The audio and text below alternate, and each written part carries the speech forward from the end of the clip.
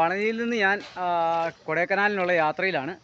അപ്പോഴാണ് തെലുങ്കാന സ്റ്റേറ്റിൻ്റെ ഒരു വണ്ടി വന്ന് നിന്ന് എന്നെ ബ്ലോക്ക് ചെയ്ത്. Hi bro. അപ്പോൾ അവർ ഒരു 6 പേര്, 6 आदमी है ना, 6 आदमी तेलंगाना से तमिलनाडु में। तमिलनाडु से अभी कश्मीर जा रहे हैं, केरला जाके कोडाईकनाल से केरला जाएगा। आपको हम लाइक और सब्सक्राइब करते हैं, आपका चैनल लेके आपको हम ओके शुक्रिया। अभी आप कोडाईकनाल जाने के बाद केरला जा रहे हैं। केरला में किधर जा रहे हैं?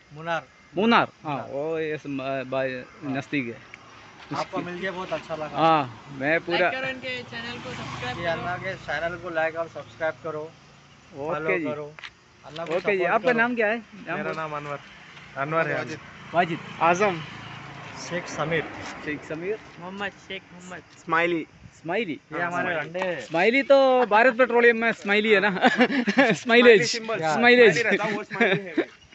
അപ്പോൾ അത് കൊടൈക്കനാലിലോട്ടുള്ള യാത്രയിൽ നിറയെ പുളിമരങ്ങളുള്ള ഒരു സ്ഥലത്താണ് ഞങ്ങൾ നിർത്തിയിരിക്കുന്നത്. ധാരാളം കേരള വണ്ടികൾ അവിടെ കിടപ്പുണ്ട്. Okay, thank U. Visiting your fourth time for Kerala. हाँ, नाइस प्लेस फ्रॉम इंडिया। किधर गया केरला में? केरला में मुन्नार गया। हाँ, आलपी गया। हाँ, फिर और वो त्रिवेंद्रम गया। वो अपना कोची कैंपिंग करते ना जंगल के अंदर। हाँ, वो वागन में। हाँ, हिल स्टेशन। हाँ, वागन का बाजी में है मेरा घर। अच्छा। फिर ये भी है ना, और ये आलपी है ना, आलपी और वागन बीच में है, एटमानूर बोलता है हमारा जगह। हाँ, वो तो आलपी से कुमरगम मालूम है, वो बाइक वाटर्स का ऑपोजिट साइड कोटयम डिस्ट्रिक्ट है, उधर ही है मेरा घर। Thank you. Okay, thank you very much. Okay ji. What is your channel name? 6.54 ജോപ്പൻ്റെ യാത്ര. And it's my Instagram, journey of Joppan.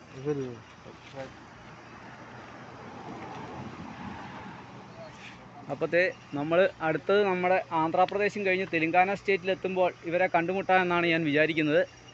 Next Andhra, then Telangana. I am coming.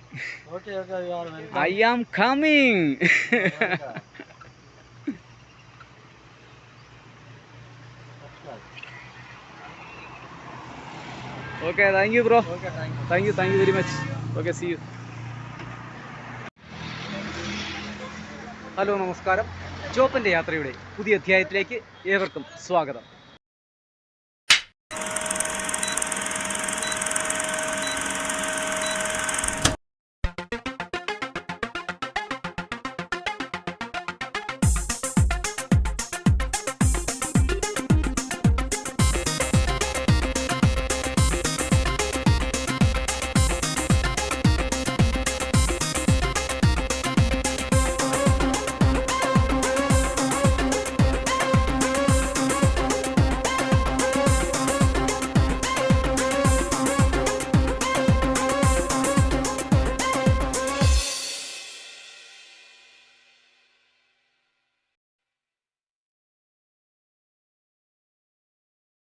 വളരെ മനോഹരമായൊരു പേരത്തോട്ടം ഇതുണ്ട്. നമ്മുടെ നാട്ടിലോട്ടൊക്കെ പേരയ്ക്ക കൊണ്ടുവന്ന് ഇങ്ങനെ വഴി സൈഡിൽ വെച്ചിരിക്കുന്നതാണ്. കിലോ പേര, അതിൻ്റെ ഒരു തോട്ടമാണ്. അപ്പോൾ ഇതൊന്ന് സ്റ്റാർട്ട് ചെയ്തു. കൃഷി സ്ഥലങ്ങൾ ഞാൻ പറഞ്ഞ പോലെ തന്നെ പുറകിൽ തെങ്ങുംതോപ്പാണ്, ഈ സൈഡും തെങ്ങുംതോപ്പാണ്. ഇതാണ് തമിഴ്നാട്ടിൽ നിന്ന് നമുക്ക് അങ്ങോട്ട് തേങ്ങായും കരിക്കുമൊക്കെ ധാരാളം വരുന്നതിന് കാരണം നമ്മൾ ശ്രമിക്കാത്തതും അവർ ശ്രമിക്കുന്നതുമായതുകൊണ്ടാണ്. നമ്മൾ വാങ്ങിച്ച് തിന്നുക എന്നുള്ളൊരു സിദ്ധാന്തമാണ്. വീട്ടിലൊരു പ്ലാവ് പോലും വെച്ച് പിടിപ്പിക്കാത്ത എത്രയോ പേരെ നമ്മൾ കണ്ടിട്ടുണ്ട്. എന്നിട്ട് വഴിയിൽ നിന്ന് ചക്ക വാങ്ങിച്ച് തിന്നു. പണ്ടിവർക്കൊക്കെ പ്ലാവും ചക്കയൊക്കെ കിട്ടാക്കനികളായിരുന്നു.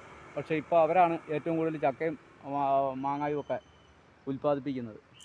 അപ്പോൾ ഇത് കണ്ട നല്ലൊരു പേരത്തോട്ടം കണ്ടിട്ട് നമ്മൾ പതിയെ മുന്നോട്ട് പോവുകയാണ്, വീണ്ടും പുളിമരങ്ങൾക്കിടയിലൂടെ.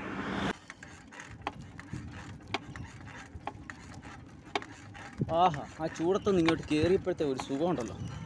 എൻ്റെ ദൈവമേ, നമ്മൾ വേർതിരിക്കുന്നതുകൊണ്ടേ ചെറുതായിട്ടൊരു തണൽ കിട്ടുമ്പോഴത്തേനും ഒരു പ്രത്യേക കുളിര.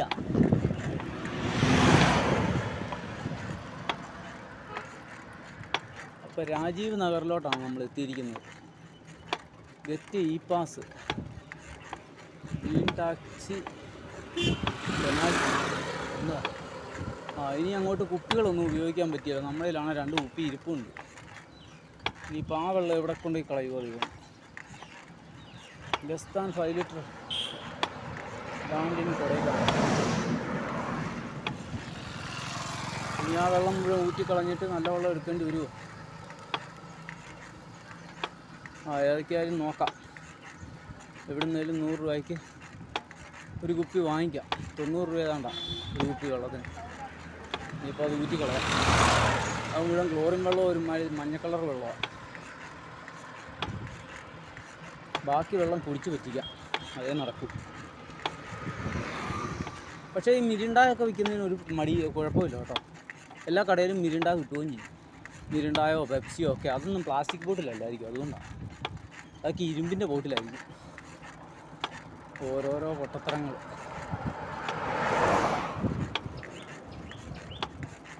നമ്മുടെ പ്ലാസ്റ്റിക് എടുക്കുന്ന പോലെ തന്നെ 50 രൂപ അങ്ങോട്ട് കൊടുത്തിട്ട് നമ്മുടെ വീട്ടിലെ സാധനം നമ്മൾ അങ്ങോട്ട് കൊടുക്കുക. സാധാരണ ഒരു സാധനം കൊടുക്കുമ്പോൾ അതിൻ്റെ പൈസ ഇങ്ങോട്ട് തരാറാണ്. എന്തെല്ലാം കാണണം അല്ലേ? 2025 തന്നെയാണോ നമ്മളൊക്കെ ജീവിക്കുന്നത്? എനിക്ക് സംശയം, തികച്ച സംശയമാണ് കേട്ടോ. സംശയം മാത്രം. 2025 തന്നെയാണോ ഇവിടെയൊക്കെ ജീവിക്കുന്നത്? കേരളവും തമിഴ്നാടും ഒക്കെ കൃത്യമായിട്ടുള്ള വേസ്റ്റ് മാനേജ്മെൻറ്റ് നടത്തിയ ഈ പ്രശ്നങ്ങളൊന്നും ഇല്ലല്ലോ. അത് നടത്താത്തടത്തോളം കാലം എന്നാ ചെയ്യാൻ പറ്റും? അവർക്കൊന്നും അതിന് നേരെയില്ല. നമ്മളെയൊക്കെ പിഴിഞ്ഞ് ജീവിക്കുക.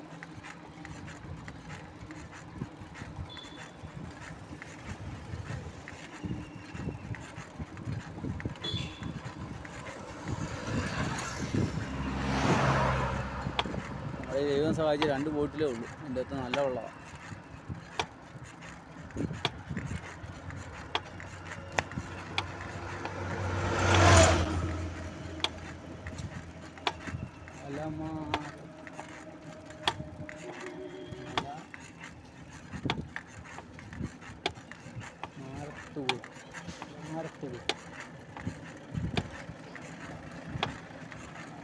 പിന്നെയും ചൂടത്ത്. പളനിയിൽ നിന്നും കൊടൈക്കനാലിന് പോകുന്ന വഴിക്ക് കണ്ട മനോഹരമായൊരു നെൽവയലാണ്. അവിടെയൊക്കെ നെൽവയൽ ഒരുക്കിയിട്ടിരിക്കുന്നതാണ്. അതുപോലെ തന്നെ കൊടൈക്കനാലിൻ്റെ മലനിരകളാണ് ഈ കാണുന്നത് മുഴുവൻ. ഇത് ഒരൊറ്റപ്പെട്ട മലയാണ്. ഇത് ഈ ഭാഗത്ത് കാണുന്നത്. അതിൻ്റെ ചുറ്റുവട്ടം മുഴുവൻ കൃഷിസ്ഥലങ്ങളാണ്. ഗ്രാമപ്രദേശങ്ങളും തെങ്ങും തോപ്പുകളും ഒക്കെയാണ് കാണാൻ പറ്റുക. അതാണ് കൊടൈക്കനാലിൻ്റെ ഒരു ഭാഗം. അപ്പോഴത്തെ മലയുടെ മുകളിലൊക്കെ കോടമഞ്ഞൊക്കെ കാണാൻ പറ്റും. വളരെ മനോഹരമായൊരു ഭൂപ്രകൃതിയാണ് നമുക്കിവിടെ കാണാൻ പറ്റുന്നത്. ഭൂപ്രകൃതിയല്ല, ഭൂപ്രകൃതി. തുപ്പൽ കുടുങ്ങിയതുകൊണ്ട് അങ്ങനെ ആയിപ്പോയതാണ്. അപ്പോൾ ശരി, നമുക്ക് ഈ ഗ്രാമങ്ങളിലെ കാഴ്ചകളൊക്കെ കണ്ട് ഈ പ്രകൃതി ഭംഗിയൊക്കെ ആസ്വദിച്ച് പതിയെ യാത്ര തിരിക്കാം. എന്നാ സ്റ്റൈലാ, എന്നാ ലുക്കാന്ന് നോക്കിയേ.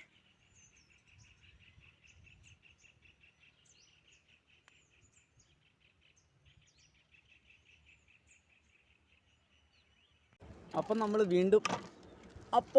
വീണ്ടും പുളിമരങ്ങൾക്കിടയിലൂടെയുള്ളൊരു യാത്രയിലാണ്. വലിയ പുളിമരങ്ങളാണ്. പണ്ട് കാലത്തൂടെ ഇതുവഴി വരുമ്പോൾ, ഇപ്പോൾ കമ്പന്തേരി ഭാഗത്തൂടെ പോകുമ്പോഴാണ് ഇതുപോലത്തെ പുളിമരങ്ങൾ നിൽക്കുന്നത് വലിയ കൗതുകമുള്ള കാഴ്ചയായിരുന്നു. ഇപ്പോഴും ആ കൗതുകത്തിനൊരു കുറവില്ല. കാരണം മനുഷ്യർക്ക് നല്ല തണൽ ലഭിക്കുന്ന ഒരു സംവിധാനമാണ്. അതുപോലെ തന്നെ ഇതിൽ നിന്ന് വർഷത്തിൽ പുളി കിട്ടുകയും ചെയ്യും. അത് നമ്മുടെ ആവശ്യങ്ങൾക്ക് ഉപയോഗിക്കാൻ പറ്റും. ആർക്കും ശല്യമില്ലാത്തൊരു കാര്യമാണ്.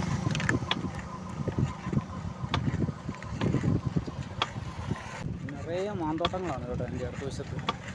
അതുപോലെ തന്നെ ഞാൻ മുൻപ് പറഞ്ഞ കൃഷിസ്ഥലത്തോട്ട് വെള്ളം പമ്പ് ചെയ്യുന്നത് നിങ്ങളെ കാണിച്ചു തരാം. ഇതുകൊണ്ട് ഈ പാടത്തേക്കെല്ലാം വെള്ളം നീക്കുകയാണ്. അത് കാണിച്ചു തരാം. വണ്ടി ഇറക്കാൻ പാടമല്ല. ഇതുണ്ടോ മുമ്പിൽ പാടത്തേക്ക്. ഈ പാടം എല്ലാം ഒരേ ലെവലിൽ കിടക്കുന്ന പാടമാണ്, കരപ്പാടമാണ്. അങ്ങോട്ട് വെള്ളം അടിച്ച് കയറ്റുന്നതാണ് ഈ കാണുന്നത്. കണ്ടോ, പാടത്തേക്ക് വെള്ളം അടിച്ച് കയറ്റുന്നു. അതിങ്ങനെ കണ്ടിന്യൂസ് വർക്ക് ചെയ്തുകൊണ്ടിരിക്കും. ഇപ്പോൾ പലയിടത്തും ഞാൻ കണ്ടത് സോളാർ പാനലൊക്കെ വെച്ചിട്ടുള്ള പരിപാടിയാണ്. അപ്പോൾ ആ കാഴ്ചകളൊക്കെ കണ്ട് അപ്പുറത്ത് ചോളമാണ് കേട്ടോ, ആ സൈഡ് ചോളമാണ്. ഇവിടെ നെല്ല് വിതച്ചെന്ന് തോന്നുന്നു, നെല്ല് വിതച്ചിരിക്കുന്ന പാടമാണ്. അപ്പോൾ ആ ചോളപ്പാടവും അതിലേക്ക് വിടുന്ന വെള്ളമൊക്കെ കണ്ട് മലനിരയാണ് ബാക്കിൽ കേട്ടോ, മൊത്തം തെങ്ങുംതോപ്പും മലനിരകളുമാണ്. അപ്പോൾ ഇതൊക്കെ കണ്ട് നമ്മൾ മുമ്പോട്ട് പോവുകയാണ്. അങ്ങനെ ഒരു കുഴപ്പമുണ്ട്. അപ്പോഴത്തെ ഹോട്ടൽ മലയാളി ഹോട്ടലാണെന്ന് തോന്നുന്നു. ഹോട്ടലിന് മലയാളത്തിൽ എഴുതിയിട്ടുണ്ട്, ഹോട്ടൽ ആൻഡ് റൂംസ് തലൈവിയോ തലൈസ്. അപ്പത്തെ പാലക്കാടൻ മട്ടേരി ചോറും നാടൻ കോഴിക്കറിയും പുട്ടും കടലയും. താല്പര്യമില്ലാത്തൊരു സാധനം പുട്ടും കടലും. ചെറുപ്പത്തിൽ അമ്മ എന്നും ഉണ്ടാക്കുമായിരുന്നു വീട്ടിൽ പുട്ടും കടലും. കാണുമ്പോഴേ ഞാൻ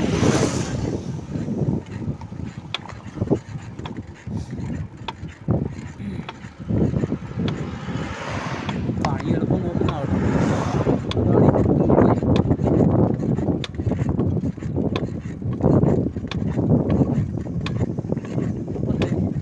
കാട് പോലെ മാവുത്തോപ്പുള്ള പ്രദേശത്തൂടെയാണ് ഞാൻ പോകുന്നത്.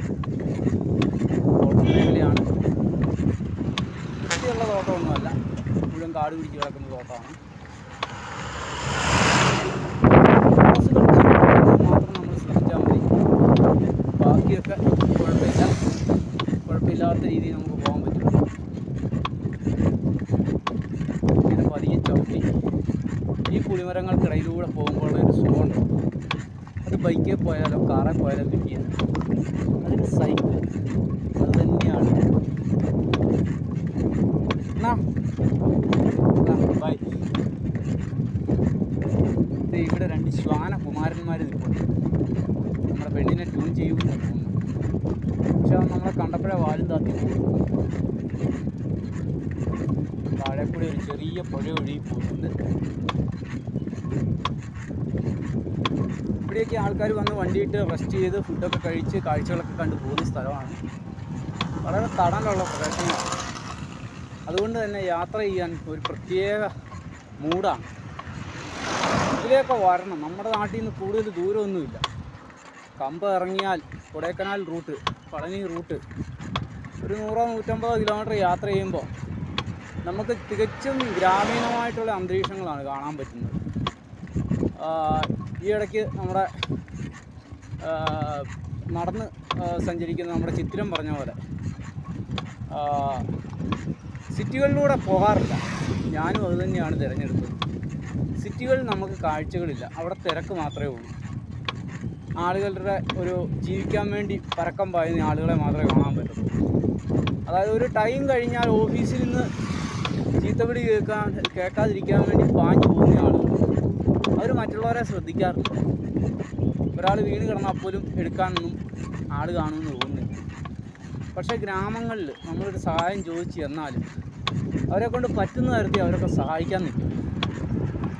അവിടുത്തെ കാഴ്ചകളും വ്യത്യസ്തമാണ്.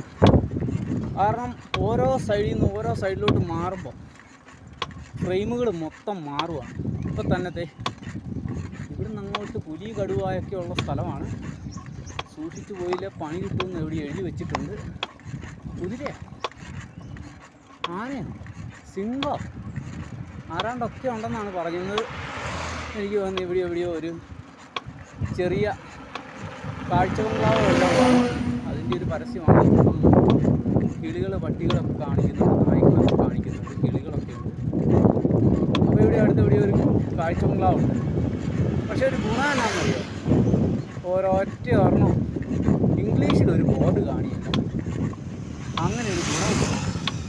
ഇത് ഒരു വെറ്റിനറി ഹോസ്പിറ്റൽ അങ്ങനെ എന്തോ സംഭവമാണ്. ഒരു സാധനം ഇംഗ്ലീഷിൽ കാണിയല്ല. തമിഴ്നാട്ടിൽ കയറിയ പിന്നെയുള്ള ഗുണം അതാണ്. ഒരു സംഭവം ഇംഗ്ലീഷിലില്ല, മുഴുവൻ തമിഴിൽ മാത്രം. അപ്പം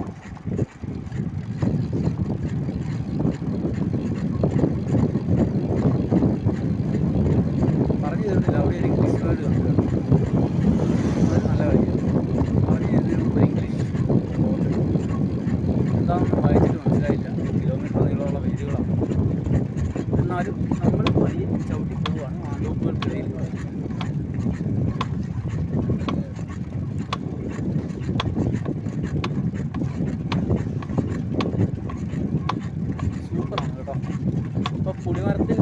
തണലൊക്കെ വിട്ട് മാമരങ്ങളുടെ മാവൂർ തോട്ടത്തിൻ്റെ തണലിലൂടെയാണ് ഞാൻ പോകുന്നത്.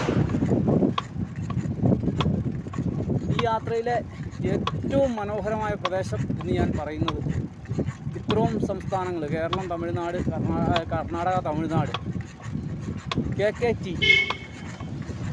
കയറിയപ്പോൾ ഏറ്റവും മനോഹരമായി എനിക്ക് തോന്നിയ പ്രദേശം ഈ പ്രദേശമാണ്. ഇതിലേക്ക് നിങ്ങൾ വരണം. ഏറ്റവും മനോഹരം, വളരെ ശാന്തം. ഈ വണ്ടികൾ പോകുന്ന സൗണ്ട് അല്ലാതെ മറ്റൊന്നുമില്ല. ഏറ്റവും ശാന്തമായ ഗ്രീനറി മാത്രമുള്ള വിവിധ രീതിയിലുള്ള കൃഷികളുള്ള മനോഹരമായ പ്രദേശം. അത് കൊടൈക്കനാൽ ഡിണ്ടിഗൽ കോളനി റൂട്ട് തന്നെയാണ്. ഇനിയും അങ്ങോട്ട് ഇതിലും നല്ല കാഴ്ചകളൊക്കെ കാണുമായിരിക്കും. എങ്കിലും ഇതുവരെ എനിക്ക് അനുഭവപ്പെട്ട ഏറ്റവും നല്ല കാഴ്ചകൾ ഇതൊക്കെ തന്നെയാണ്. ഈ കൊടൈക്കനാലിലേക്ക് 56 കിലോമീറ്ററാണുള്ളത്. 2 കിലോമീറ്ററോളം നമ്മൾ പോന്നിട്ടുണ്ട്. ഇവിടെയൊക്കെ കാട്ടുമൃഗങ്ങളുടെ ശല്യമുള്ള സ്ഥലമാണ്. ആനയുടെയൊക്കെ ശല്യമുള്ളതാണ്. ഫെൻസിങ് ഒക്കെ ഇട്ടിട്ടുണ്ട്.